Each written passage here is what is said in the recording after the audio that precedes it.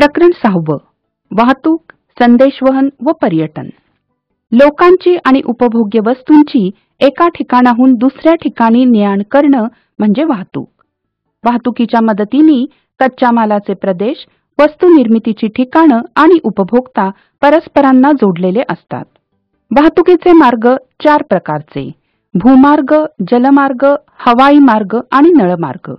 पहिल्यांदा बघूया भूमार्ग. भूमार्ग वाहतुकीचा विकास प्राकृतिक आणि आर्थिक घटकांवर अवलंबून असतो. पहिलं म्हणजे भूमी स्वरूप. सखल प्रदेशात लोहमार्ग व रस्ते तयार करणं सोपं, त्या मानाने डोंगराळ प्रदेशात ते कठीण असतं. लोकसंख्येची घनता. अतिदाट लोकवस्तीच्या प्रदेशात वाहतूक मार्गांच्या विकासाची गरज अधिक, उदाहरणार्थ मुंबई, पुणे. औद्योगिक प्रदेश.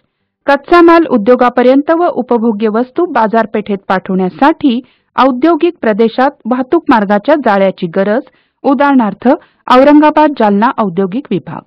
जमिनीवरील वाहतुकीचे 2 प्रमुख प्रकार. पहिलं म्हणजे रस्ते. रस्ते वाहतुकीचे फायदे: वाहतूक लवचिक. वाहतुकीची सेवा प्रत्येक घरापर्यंत उपलब्ध.